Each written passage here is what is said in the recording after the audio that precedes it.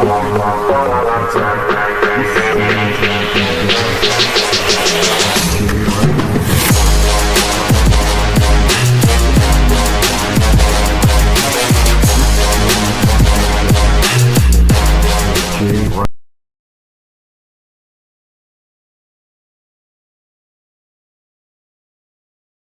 up, everybody? Dark Knight 316, Rubber Wheeler Gaming. This is the Tackles and Takedown podcast. So, there's an interesting SummerSlam that we just had for the 2 nights on there.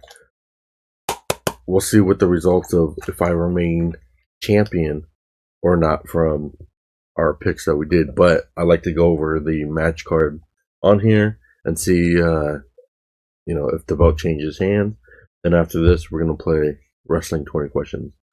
The best, the number one, the championship of wrestling games on the internet.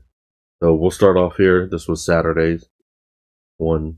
So we had the women's world champion, Liv Morgan. First defeated Io Sky. Do you really think that they're going to give Io Sky the title? I don't think so. No, I think they're doing a battle set back up till Stephanie Vaquer comes back. Yeah. And we have L.A. Knight, yeah. Solo Sikoa and Royce Keys defeated Jey Uso, Jimmy, and Jacob Fatu. Which, about time L.A. Knight gets a This was win. Surprising to me because I thought they were actually going to give it to the Usos. Yeah, because they give everything to the Bloodline, so... Yeah, I thought they were going to give it to the Bloodline, so I kind of expected that. But I wasn't expecting it for them to win. And I'm curious, though, if this leads to a push between those three, because, like, with the Royce Keys debuting, he hasn't really had many matches, any matches or apparently anything really that great. In the match, they're saying he was pretty good with Royce Keys. Royce Keys pretty good, had a good relationship with Jacob Fatu. Yeah. So, like, they were running buddies at one point. Yeah. So, yeah, but that was the history that they had. But still, I'm like, never thought that Solo Sikoa would join with LA Knight and Royce Keys. It makes no sense on how that came about, but it did. So, but I'm a big LA Knight fan. So, LA Knight. So hopefully he gets a push. I would rather prefer him world title push, but I don't think Triple H likes him to be a world champion. But who knows? Maybe they'll give it to him one time. Then we had Gunther defeated Nick Aldis. Now, this was actually a pretty good match. Well, I also thought that this match was pretty interesting because if Nick Aldis beat Gunther, then it would have been like, oh, Gunther got defeated by some guy who came out of retirement that's able to beat him. So it would make Gunther not as... But, I mean, he was still... as big as the ring general. Still in pretty good shape for his age. And, I mean, considering the fact that he may not have wrestled, like, in a match. We don't know if he's done anything behind the scenes. But, like, he had a really good match, I think. I think it's for being his age. For being his age, for being, like, considered not wrestling in, like, 3 years. He had a pretty good match. I could see him, and he was over with the fans too. But my only disappointment, though, they should have had him his first match up against Randy Orton at that time. That would have been a good match.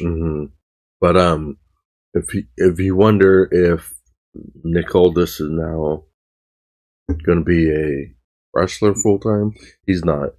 Excuse me. Because he put in his resignation as I think it's the SmackDown GM, or it could be Raw. I think it's SmackDown. No, it's SmackDown. Yeah, SmackDown GM, and Triple H turned it down. So, I mean, it's good for Nick Aldis finally getting it, and his kids could see it and everything like that. But then the other match they had was Fatal Influence defeated the Bella Twins and Paige in a 6-woman tag team match. The Bella Twins turned on Paige. So this is going to lead the Bella Twins probably to the tag team division where they'll win the tag titles again. and this is actually then Nikki and Brie can actually be instead of Nikki and Paige, and this probably has the tag titles, right? This probably will lead to either a solo run with Paige, or maybe Paige and AJ Lee tag team to be in the tag team division. I believe Fatal Influence has a tag title, so they'd have to go out and beat Fatal Influence. But because it says here, JC Jane and WWE World Tag Team Champion Phelan Henley and Laney Reid. I mean. But yeah, that was that one. And then the main event on Saturday was the Undisputed. No, this wasn't the main event. Oh, no, it wasn't. Was CM Punk defeated Cody Rhodes. I mean, I find this stupid, but I also find it stupid that it's these two people again. Like, how many times do you have to have Cody versus CM Punk, or Cody being the champion, winning it, CM Punk being champion, winning it? The same thing with how many times you gotta have Roman Reigns hold the title. So yeah, but at least with the Roman, he'll lose the belt. These two people don't want to really lose the belt. But they're setting up storylines because this match happened too. Are they going to show it? This match happened. Because right here, out of nowhere, RKO getting his revenge from the WrestleMania match. So out of nowhere, RKO. So I think they're going to continue this, but I personally think Cody Rhodes will probably win the title again closer to WrestleMania, and they're going to have a Randy Orton, Cody Rhodes 2, and Randy Orton's going to win the title. They'll either do that, or I could see maybe Randy Orton winning the Money in the Bank, because it is in October, and then Cody finally wins it, maybe Survivor Series or Royal Rumble. Well, I actually could see it changing a little bit. I can see Cody Rhodes winning the title back from CM Punk, hold the title to WrestleMania, but CM Punk wins Money in the Bank and cashes it in on whoever between the two at WrestleMania and wins it that way. Or it could be something stupid. Cody Rhodes wins the title from CM Punk, holds it till WrestleMania, then Randy Orton wins Royal Rumble and then challenges Cody Rhodes at WrestleMania. Because what they need to do is give it to LA Knight and let him win. I think LA Knight might actually win Money in the Bank if he's a qualifier for it, so that then they can kind of tease oh, he can get a world title shot. Oh, because you remember who won it last year? Who won it last year? Seth Rollins. Oh yeah, and then he cashed in and got injured. So, and everybody knew he was winning it, Seth Rollins. But this time, I don't think you have a clear-cut winner of who would do it. Now, this one, the main event then was Obafemi defeats Brock Lesnar in the Hell in a Cell at Brock Lesnar's hometown. And we see here that at the end, Brock Lesnar says, Oba is the future, he's the past. So he acknowledges him. I actually still think that Obafemi needs some polishing, especially too because you look when we had Brock Lesnar do the Tombstone Piledriver in that spot. Oba was supposed to do his move and did not do it correctly. He was supposed to do it to Brock Lesnar in that spot that was moved. Yeah. So it's Oba doesn't understand still, kind of. I think he's still trying to learn the things because they brought him up too quick. Because if you've seen some of his matches, he's saying it out loud, kind of okay, powerbomb, this, trying to figure it all out. So he's not really. And he doesn't have I think a lot of it is because they have. Because you think of kind of like Braun Strowman at the beginning. It was just oh, he's this big guy, just destroy everybody. I think that's kind of the feeling that they're trying to give him. It is the Obafemi is just going to destroy everybody. So I don't think they're going to actually give him. After Brock Lesnar, who's his competition? Now, if you were to grade Saturday, what would you give it? I'd give it about a C. I'd give it a B. I thought there were some interesting matches. I thought probably you had to probably go with the most shocking one would have been Randy Orton coming back. I think the most interesting match if you think about it, I think probably it would have had to have been Brock Obafemi. The other matches, I think, did not hold enough weight to make it as interesting. Yeah, I think Sundays is better. So I think day 2 was much better. We'll start off with Sunday. Now, it was originally supposed to be Sami Zayn versus Finn Balor. Mm-hmm. And so when we did our picks, we picked it based off of that. We didn't know. Well, then the GM put in Gunther, so everybody was like, "Oh, Gunther's probably going to win this one because whoever wins this gets becomes a number 1 contender for the undisputed title." And then you throw in Kevin Owens.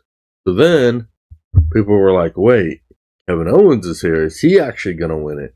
Well, it turns out he did win. Yeah, he defeated Gunther, Finn Balor, and Sami Zayn to become the number 1 contender in the undisputed WWE title. I like that. I think it's pretty cool to see Kevin Owens come back. My only downfall is the fact that you gave him the win right now. Like, he just came back and he gets an opportunity. Well, that's where we'll see later on in this one about somebody who just came back and got an opportunity to win gold. Yeah, because like that's where I think, because like he came back from injury. Like, it's awesome. I like Kevin Owens. But I don't think you should have given him. Now he's going to go up against CM Punk at what pay-per-view? You know, the next one, I guess. Probably Money in the Bank. Or is he just going to face him at September? I don't know what pay-per-view. I think it's like Sunday Night Main Event is the next one in August. Mm. So it's like you're going to have him at the next pay-per-view show, lose, and then it's going to go back to Cody Rhodes and CM Punk. That's the thing. I wonder if CM Punk and Kevin Owens, I wonder if Kevin Owens will win the title. Yeah, like, are they actually gonna give him the Sami Zayn treatment though? Because it's kind of, it would be. I mean, that match is gonna be a good match because, I would have never thought CM Punk against Kevin Owens. That doesn't sound like it. Yeah, and so I could see either one doing it. I mean, I would personally would rather have Kevin Owens win the belt, but I don't know if WWE wants to go that same route.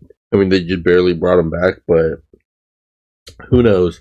Because when we see further down, there's a one that makes no sense on why he debuts and then gets the belt, but there it goes, Kevin Owens, the champion. Now this one, Baron Corbin versus Trick Williams.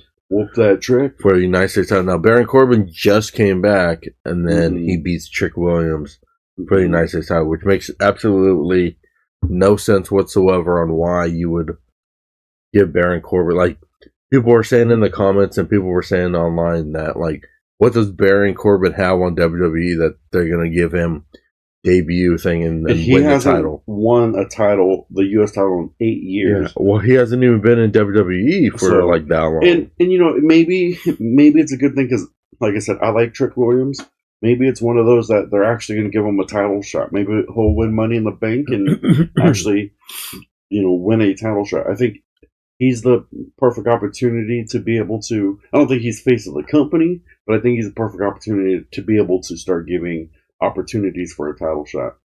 Yeah, I think he still needs to kind of wrestle, more and more. I mean, I believe this United States gave him an opportunity to see how he would go as a world champion, But yeah, I just find it dumb that he loses. I mean, they made him lose it, and then he got it back, and then now he's losing again. What, he can come back and beat Baron Corbin and win it 3 times or whatever? But yeah, I just thought it was dumb. Baron Corbin comes back, wins the title, and this picture doesn't do good for Baron Corbin because he looks like he's really super old. He looked weird in that picture. Yeah. Then we have, I think, one of the greatest matches on this card. Day 2 was the women's one. So Lash Legend was the last woman that entered in that tournament, which when we did our picks, they didn't reveal that she was in there, so we could have picked it. Very end. So it was a mystery one, so we were trying to speculate whether it was AJ Lee, Becky Lynch, or somebody like that. So we didn't know it was her, so they put her at the very end. So then we were thinking, well, are they going to give it to her then? Turns out, no, they gave it to a person that I wanted to win, but I didn't pick it in the pick as the one to win because I was like, they're probably not going to give it to her. They'll probably end up giving it to like Charlotte or somebody else. Mm-hmm. But the best person actually won it, and it's Chelsea Green. There, she's the interim It's about women's champion. time they actually give it to somebody who's actually like and deserving of the she's title. Got off on fans, so Everybody the fans cheered. They said it was so loud that they could not even announce when her she name. first climbed the ladder. Everybody was like cheering for her to actually get it. When Jade Cargill started climbing up, they were booing her because they didn't want Jade Cargill. They wanted Chelsea Green, which is good. The only issue though is I was reading they said that they copied this off of AEW because AEW did an interim one, and basically it's like they have to reunite them. So you're going to have Chelsea Green's women's title against Rhea Ripley, who's still champion, and then they battle for the champ. So, well, yeah, that's how it's supposed to be. Which that's what I think is dumb because, and then people were also saying too, like any other time somebody is injured, they get rid of that. Like they have a match like this for the title. Yeah. So why is it that Rhea Ripley can keep it as a as they have to have an interim match. Why does Rhea Ripley get to keep it, not Chelsea Green as like the full-time champion? Yeah, so I think they did it this way for storyline because they can't figure out for Rhea Ripley, like who else is she gonna face, because it's always like Io Sky, this person, like it's always the same. So having it where it's like a new champion, and then so now she can, like Chelsea Green can say like, I'm the world champion. Why should I give it back to you? Like, you were injured, so you vacated. I'm the new champion. You got to beat me. But this is and then build up that feud of, can Rhea Ripley beat Chelsea Green now that Chelsea Green's like, I deserve this. I can win it. I can be the face. That's a perfect opportunity to have Chelsea Green beat Rhea Ripley and keep the title. And that would solidify her as not just, oh, you're a temporary champion. No, you are the champion now. And so hopefully that's the way that they're going, and not just screwing her over and just give back to Rhea Ripley and give it back to Rhea Ripley, Charlotte Flair down the road, or something stupid like that. Yeah. So hopefully that's the way that they go. Keep her as the champion because she's more over, I think, than Rhea Ripley with the fans. Because I think like the fans, even though TKO may not like Chelsea Green and they may like Rhea Ripley, and that's the whole reason why they're doing this interim crap or whatever. But like the fans are going over. I mean, maybe they might even do it where Rhea Ripley loses and then Chelsea Green ends up facing Bianca Belair when she returns, and have these big matches and stuff like that. Because, yeah, like you said, like it's good to have a new champion because having Rhea Ripley or like even like a Liv Morgan like keep getting the belt, it saturates the title match. Kind of run her course of being a champion. Yeah, that's what I'm saying. Like it saturates the belt, where then you're just like, why do I even care to watch that match? We already know who's going to win. It's going to be this one. It's kind of like when Charlotte Flair was winning everything, and you're just like, well, she's in the match. She's going to win it because why else would they give it to anybody else? And then Charlotte Flair wins, and you're like, see, told you. Like, that's how the world titles are right now, and this is a change for the women's one. So then the next one, this one was a weak match. It wasn't really that great. It's predictable. It was Danhausen defeated Dominic Mysterio in a money on a pole match, and monies. I thought that this would have been a better match if they brought out Omos, because in AAA, that's Dominic Mysterio's bodyguard. So if they were to bring Omos on here fighting all the mini Danhausen, then I thought that would have been funny, where they all like pile up on Omos, and then he goes like, ugh, and then they all get thrown away and stuff like that, instead of the mini Danhausen beat up on JD and McDonald. I personally think though Danhausen, they have him wrestling, doing all that to sell merch. Yeah, he's the number one merch seller. I personally don't think he's a good wrestler at all, and I think it's a slap in the face of Dominic Mysterio to put him in a match like this, because Dominic Mysterio is a much better wrestler than Danhausen. Mm-hmm. And also, I think like Dominic Mysterio would be my pick for face of the company for the next 10 years. Yeah. And like you put him in a match. I mean, if he's in Money in the Bank, he should win it. He should win it. I think he should win it over LA Knight, in my opinion. And it's even too. It's not even the fact that he is Rey Mysterio's kid. It's the fact that like how hard he has actually worked. Yeah, he's gotten over as a heel. Mm-hmm. He's a really good wrestler. He's also like broke out of the persona of he's Rey Mysterio's kid. Because usually whenever the kid comes into the thing, they're like, give him all these opportunities because, oh, well, you're Rey Mysterio's kid like that. He wanted to Charlotte Flair. He wanted to break out of that and create his own one. That's why he's not wearing a mask. That's why he goes against all the luchadors, and he says he's the king of the luchadors, which, you know, he is that good to it. But the next match was really interesting, and I'm glad that they went this way on here because, like when we were talking about the belts being saturated, this belt was also saturated as well. But Chad Gable defeated Penta to win the IC title. About time. He's another one of those that needs to win a world title. I know they're booking him like a Kurt Angle. Yeah, but he's just like Kurt Angle. He's another one of those who's a good wrestler as well that needs to win a title. And who thought that reinventing himself as El Gran Americano was, you know, the key thing to put him in AAA, let him get that popular, got super over, proved that he can be a world champ, and come back here and get that. Even though it's an IC belt, but this is where I think Penta's done. I think he's like, I know, because like what else in WWE? Like what else are they gonna do? I mean, the only thing I can see the move going is to put him in AAA, and then try to win the title like that. Whole like where they do, hey, you come here, we'll let you win a title, just not the world title, but you can win a title. And I think they give it a little bit. I mean, he's popular with the fans, but Chad Gable, who wrestled in Minnesota, is like a hometown person. Yeah. So giving him the title, I think, made it more interesting than giving it back to Penta. But I think Penta, it's tough for him because I think he doesn't have enough. Like, yeah, he won an Impact World Champion. I don't think he has enough to be a world. I don't think he has enough fans backing him to be a world champ.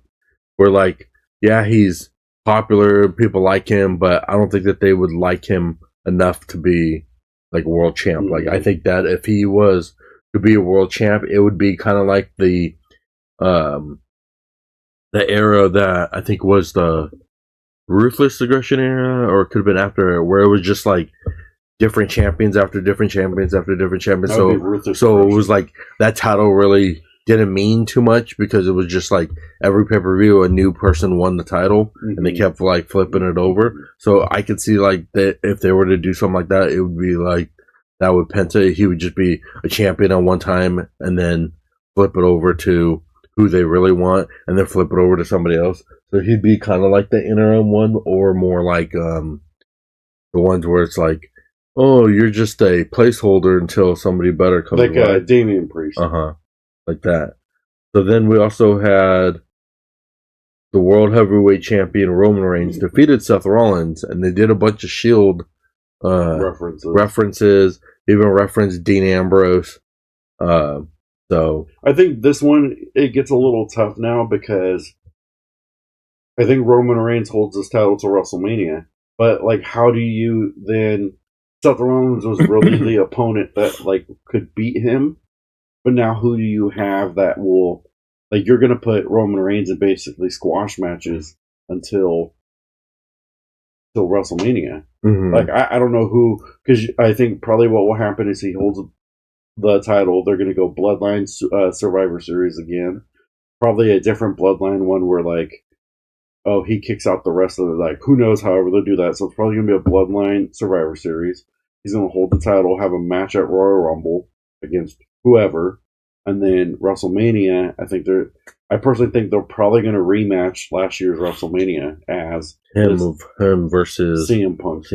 I think so, but I think Roman Reigns is going to hold the title for a year because you honestly got to think of the roster after Seth Rollins. Who's going to beat him? You got to flip flop. Unless they do Gunther or like Randy, but Randy's got his storyline with Cody Rhodes. Gunther is on the other show, but still, like, you can bring Gunther, but then if Gunther loses, then he has that whole blemish of like, oh well, you couldn't retire Roman, even though Roman Reigns won. I mean, they could do Brock, but it's like you're running out of these like actual big name people now to go up against Roman Reigns. So I think they'll do LA Knight just to squash him and stuff like that. I think in order, you either have to figure out Money in the Bank. If the Money in the Bank winner cashes in, so like they'll probably give it to Jacob Fatu, like somebody like that to cash in. So it's like Roman Reigns has to look behind his back, like somebody from the bloodline is probably going to win. So it's like Roman Reigns has to look behind his back to say like, oh, are they going to cash in on me? Or whoever wins the Royal Rumble has to beat Roman Reigns. What I could see happening, which they probably won't do, but how you're saying like maybe the bloodline Survivor Series match, or maybe they might do the again with like Jacob Fatu, Royce Keys, and LA Knight. Yeah, but they have to have 5 persons. No, I know, but they'll bring in maybe, like Sami Zayn or whatever like that to face the Usos and, like Solo, or not Solo Sikoa because he'd be on the other side, but like all them. And then I can see like, because like in this match, the Bloodline said that, oh, we'll come out, we'll be in your corner. He said, no, he'll do it on his own.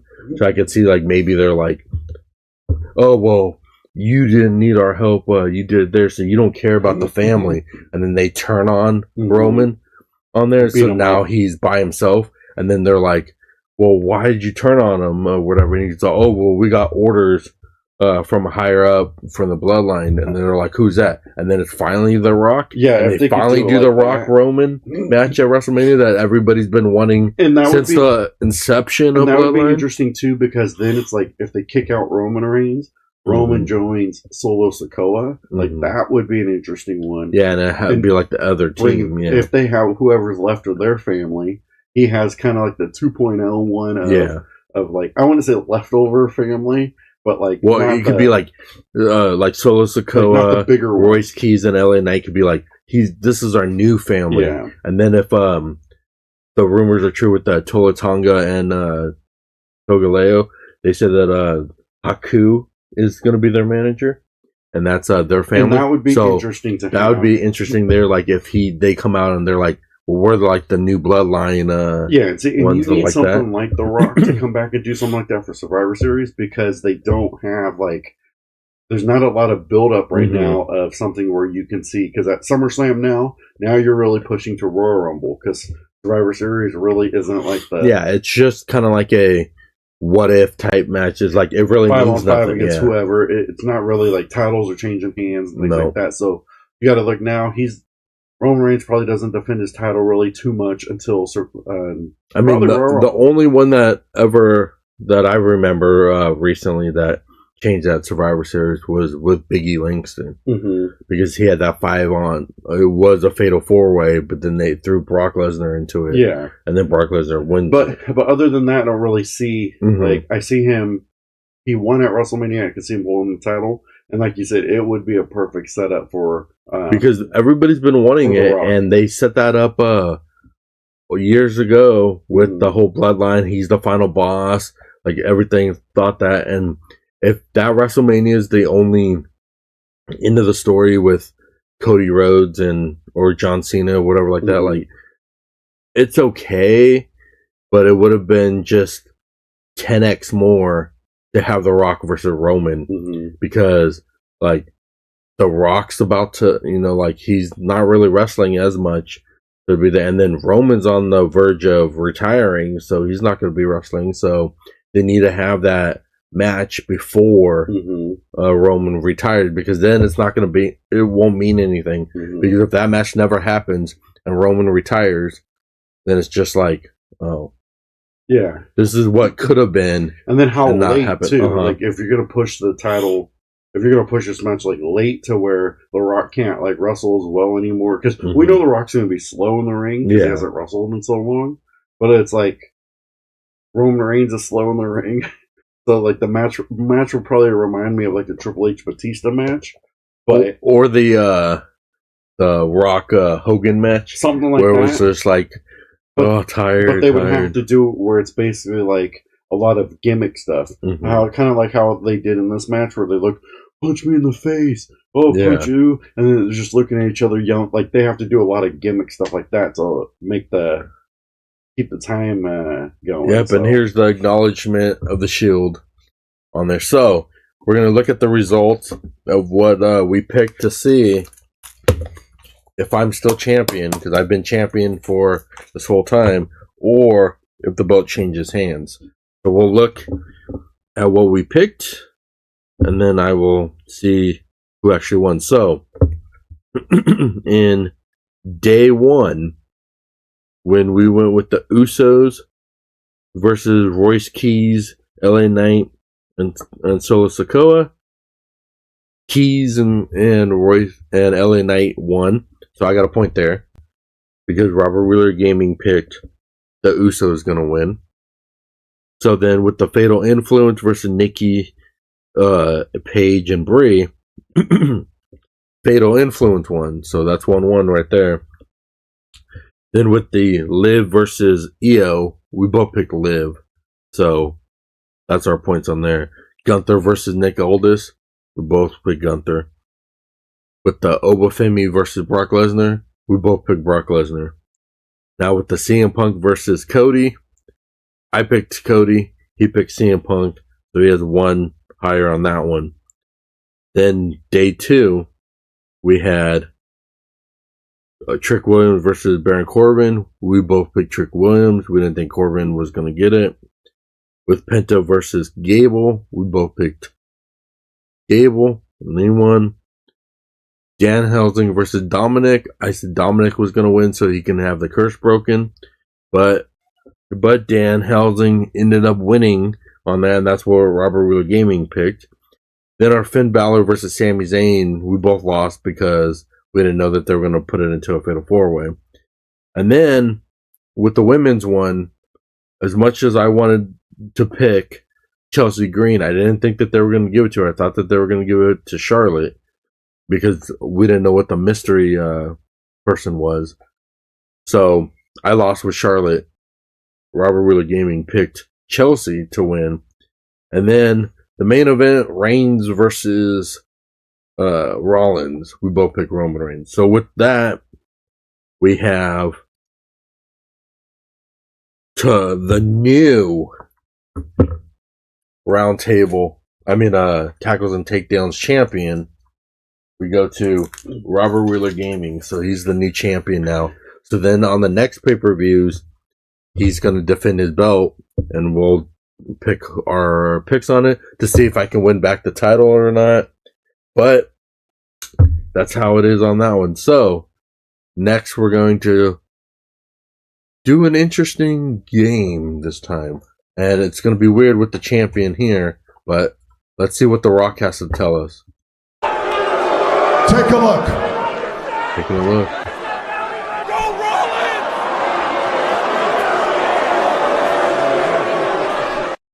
All right, this is Wrestling 20 Questions. So, if you're not familiar with Wrestling 20 Questions, this week I get to pick the wrestler that Robert Wheeler Gaming, the champ, gets to the champ is gets here. to try to guess. And so what he has to do is that he has to guess yes or no questions of the wrestler that I have chosen. And he also gets 3 hints. But if he can't guess this wrestler in 20 questions, he loses. So, with that, let the questioning begin.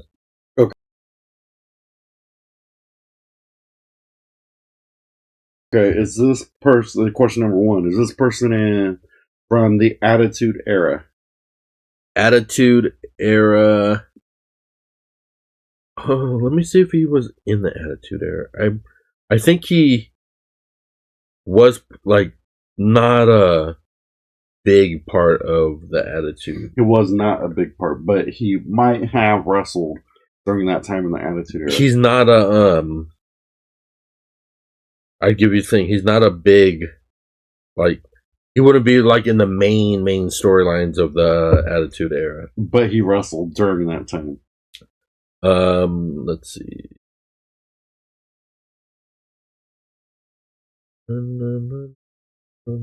Yes, he has wrestled during that time. Okay. Was he in a faction? Yes. He was in a faction. Yes. Okay. Did he win his highest title, a Intercontinental? Let me check it. I don't think he won the Intercontinental Champion.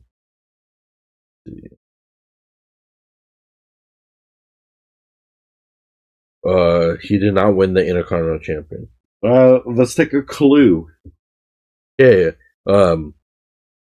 This person was popular both in WCW and then when the company got bought over when he was in WWE. So he's late. He's late.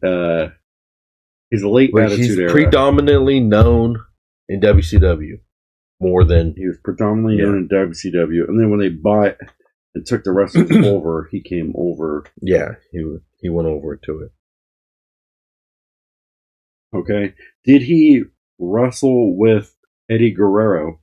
Yes. During when the company got bought out, did he wrestle with Eddie Guerrero? He's wrestled with Eddie Guerrero. He's also wrestled Eddie Guerrero in WCW. Did he win the light heavyweight title? Yes, he's won the light heavyweight title. Ooh, I think I know who it is. You're gonna go just shoot it off right now and try to guess it with trying to break your record. You know what or you're gonna keep asking. Let me guess. Is he part of the Radicals? Let me see. Was that the? That would be Dean Malenko, Eddie Guerrero, Perry Saturn, and the fourth person, Chris Benoit. Yes, he was part of the. So he's part of the Radicals. So he's the other two of the Radicals. It's either Perry Saturn or Dean Malenko for the people, because he could have been Eddie or Chris Benoit. It would have been. Did he win a world championship title? No. So he's not Eddie Guerrero or Chris Benoit. 2, 3, 4, 5, 6. So we're at question 7. Narrow it down. Is this guy bald? No. No. All right, I'm going to take a guess. It's Dean Malenko. Yes. Man, you got that real quick. I didn't think you were going to guess it. I originally thought it was Dean Malenko when before I asked for the Radicals. When I said the Radicals, and you said yeah, then I said okay, it's probably Dean Malenko. But then you're like, well, maybe not. So I was okay. Well, let's figure it out then. Well, because he's either bald or his not. highest title would be actually the United States title, not the IC, because in WCW he's won the United States title 1 time. He's been the Cruiserweight champion 4 times. The WCW World Tag title 1 time with Chris Benoit. Then in WWF he won the light heavyweight title twice. I'm not sure if this is going to help with your content that I guessed it so quickly, but when you said, and I can't think of my train of thought on how I got there because I didn't look at your phone. But yeah, you did. No, I didn't. Yeah, you did. But when I was there and you said predominantly WCW and then they got bought over, and then when I said did he wrestle Eddie Guerrero? Yes, with him, because when I said faction and then when you said bought over, the only faction I could think of was the Radicals. Because I was like, I can't think of anything, so I was like, let's just try.